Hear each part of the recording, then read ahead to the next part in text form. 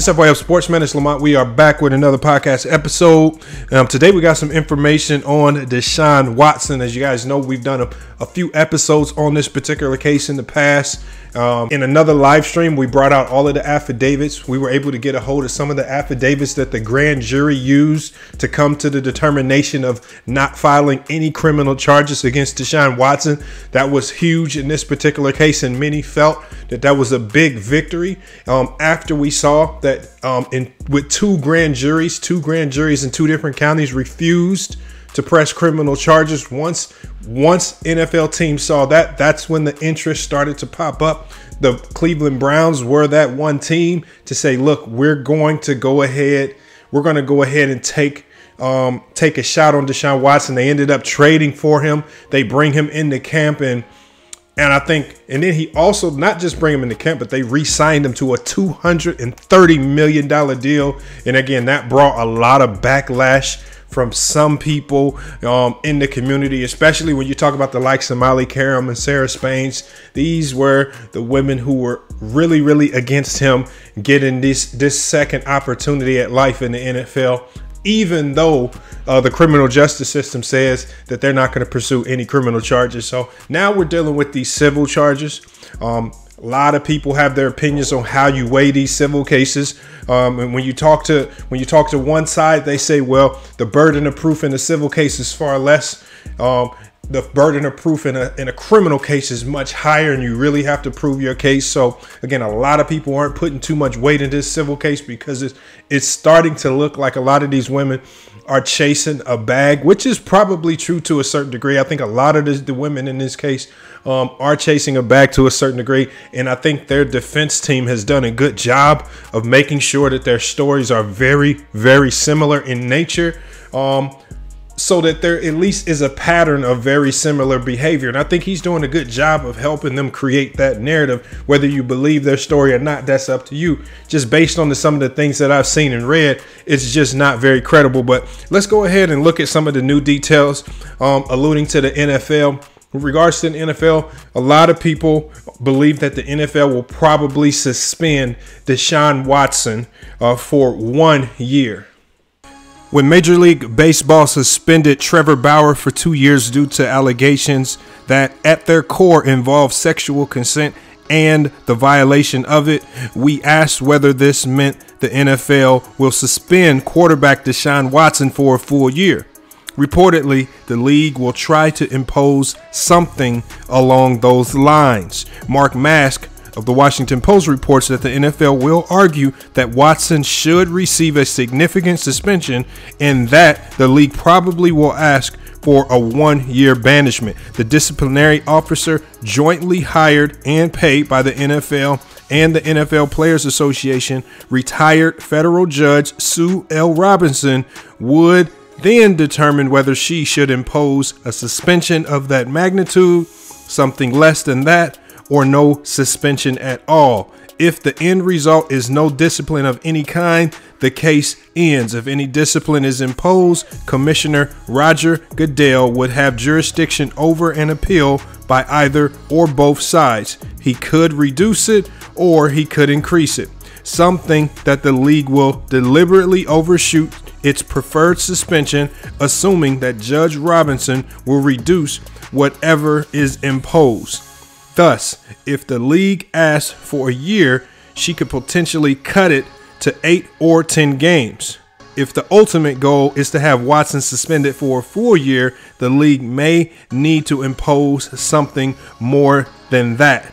Per Mass, the NFL Players Association outside counsel Jeffrey Kessler has become involved in the case. The league reportedly is concerned that Kessler will push for no discipline at all.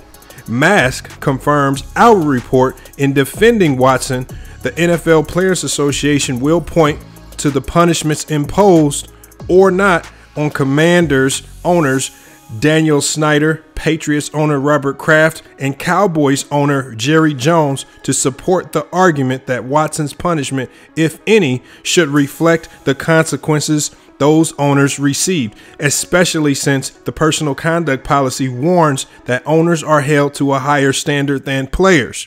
Mask adds that the league would like to have the situation fully resolved before training camp opens, but that the approach taken by Watson and the NFL Players Association could delay the outcome. Don't blame Watson if that happens. NFL, you've had months to investigate the situation and to make a decision. When the time comes for Watson and the NFL Players Association to present a defense, it should take whatever amount of time it needs, and that should have been factored into the timing of the initiation of the process. Per mass, the league could impose discipline against Watson based on currently available information, with the understanding that further discipline could be imposed if new information surfaces. That could get tricky for the league if, for example, he's suspended 8 games and proceeds to lose any, some, or all of the 24, soon to be 26 lawsuits pending against him. The NFL surely wouldn't be able to suspend him again simply because juries believe the testimony of the plaintiffs and would impose verdicts against Watson.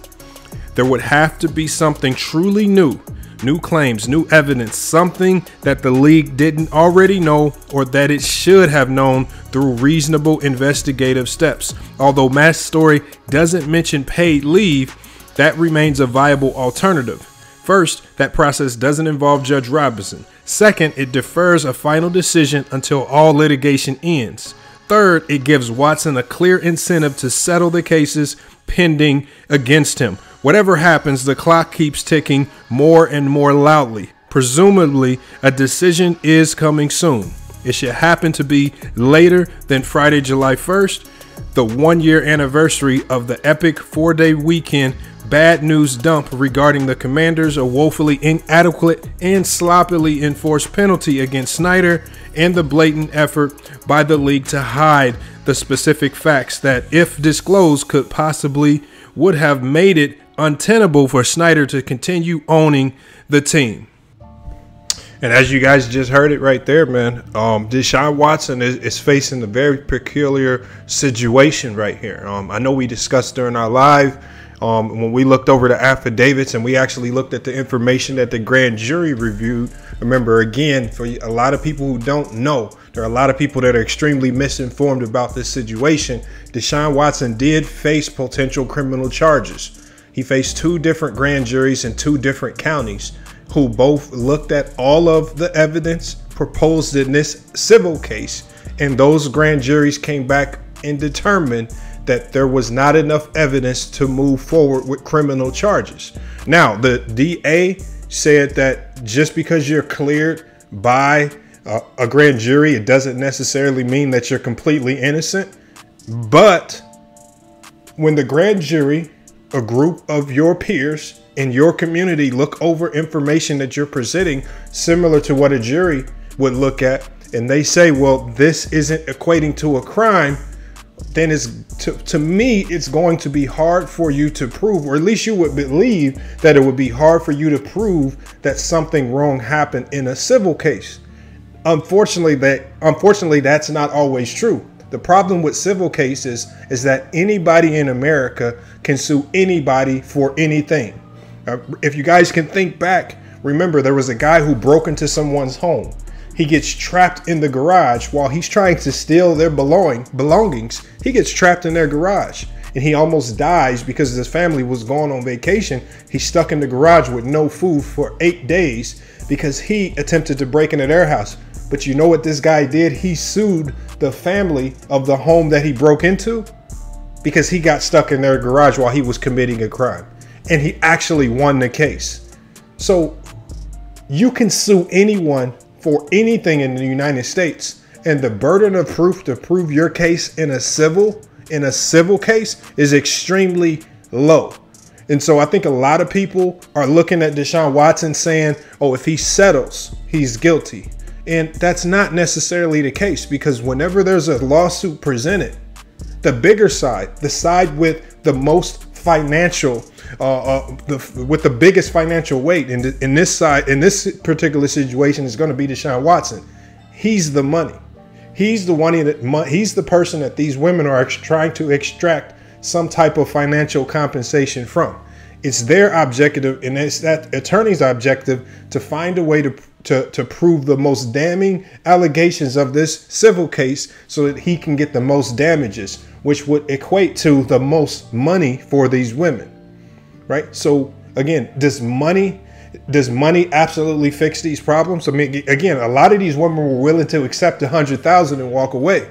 There were only a few women who basically said, we don't want to sign a non-disclosure agreement, which would basically prohibit us from going and selling our story other places. So there are some women in this particular case who want to speak about this case even after it's over, to potentially monetize it, sell it, go from, and we've seen how people do with these stories. So again, there's so much to really dissect. I think I have to bring a different perspective to this, because when you listen to ESPN, when you listen to, let's say, Sarah Spain or Molly Karam, or when you're talking about some of the biggest media figures who love to speak down on Deshaun Watson, there's no one really speaking on this situation from the realistic standpoint that he's probably innocent. A lot of people are looking at these allegations saying, wow, 66 massages in such a short amount of time. That's ridiculous. Yeah, that is ridiculous.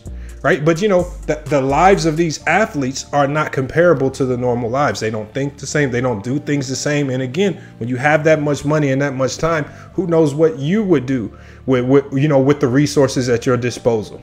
Right. And even as we showed on my live, when you pull up some of these women's IG pages, very provocative IG pages. I mean, when you're sitting on a massage table with little to nothing on, telling people to DM you for an appointment, well, you're kind of suggesting that a little more than a massage is going to happen. But again, there's nothing wrong, just like there's nothing wrong with them advertising their services in that particular manner.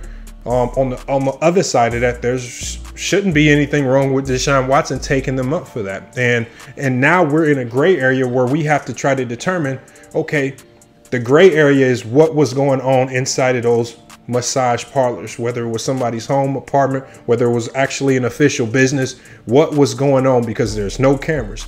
And now we have a situation where it's he said versus she said. And then a lot of people, so the second aspect to this is that what they say about the women is they saying all of these women with these allegations. The problem with the women's allegations is that the women's allegations sound too similar. They sound too similar. Right? I don't believe each one of these women had the exact same experience, not just had the exact same experience. I don't believe they did the exact same thing after they had this said experience. So when you read the affidavits from these women, they all had some type of bad experience. They all left that experience crying.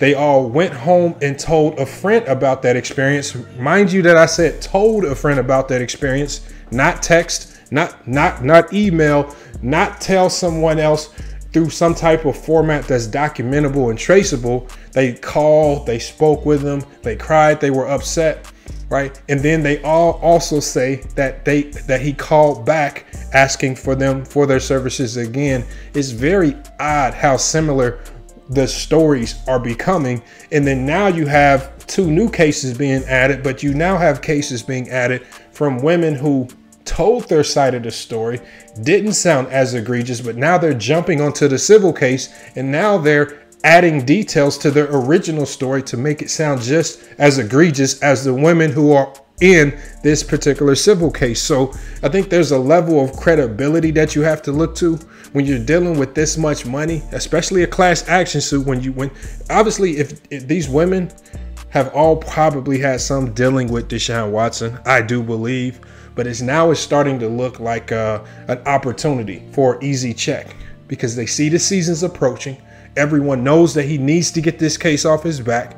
He's feeling that pressure. He just signed a humongous deal. Does he choose to settle? Right? Does he up the ante? Does he say, look, each of you get $500,000, sign these non-disclosure agreements, and we move on? I mean, I don't know what he's going to do, but I think as it stands right now, Deshaun Watson has the most to lose. I think in the short term, his reputation would take a major hit if he did settle, even if it's for more than what he wanted to.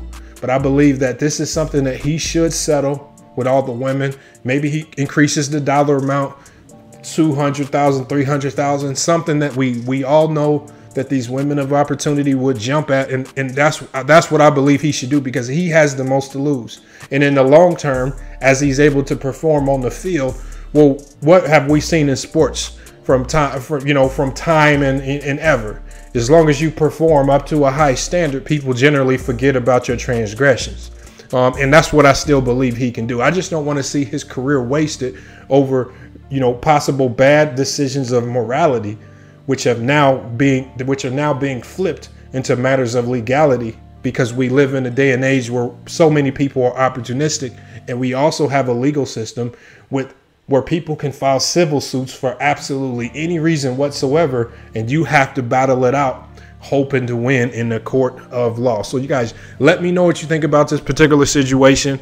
You guys have my thoughts. Obviously, I have to side with Deshaun Watson, not because he's a man and I just want to take the side of men, but I'm siding with Deshaun Watson because the evidence, as I read it, the affidavits don't support truth. And again, I really compel you guys to do the same thing. We've had multiple lives about it. We have the affidavits. We'll probably be doing another live about it soon. And if we do another live about it, feel free to ask me to pull the affidavits back up. I would love to reread them, but we were very graphic in reading the affidavits. We read them verbatim. And again, as we read them, things just weren't adding up. And it was very clear to see why. It was very clear, at least to us, to see why the grand juries refused to pursue criminal charges. And I really hope, I really hope that, if this does go to some form of trial, that Deshaun Watson's able to clear his name. And you know what? If there is any level of guilt on his side, a trial by a jury would be able to disseminate that and possibly convict them of those things themselves. So there's a lot going on here. I know this is something that the NFL wants to end very soon. Cleveland Browns also want to get this off their back. They just signed a quarterback to a multi-year deal for $230 million. And we all know that Deshaun Watson wants to move past this. Obviously, I would hope that he's learned a big time lesson about this. Even though we all know the NFL has really struggled to teach these young guys on how to move and how to operate once they get all this money and fame.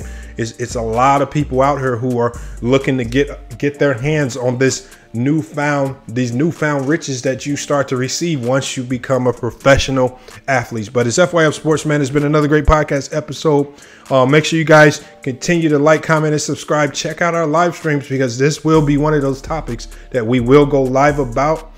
So make sure you hit that notification bell so you get all notifications when we go live. Follow us on Instagram and Twitter as well, because we also send notifications out on those platforms when we are about to go live. So you don't want to miss it. We got a lot of topics to cover as the NBA seasons come to a close. We got a lot of other sports that are either coming to the end or those seasons will begin soon. We're going to be doing some Big 3 coverage. We're going to be covering the Summer League. I mean, we got baseball to cover, so we got a lot of things to cover here in a little time. So you don't want to miss anything. Make sure you like, comment, subscribe, hit that notification bell so you don't miss a beat. But it's FYF Sportsman. It's been another great podcast episode. We will be back with more sports and news. But until then, it's FYF Sports, and we out.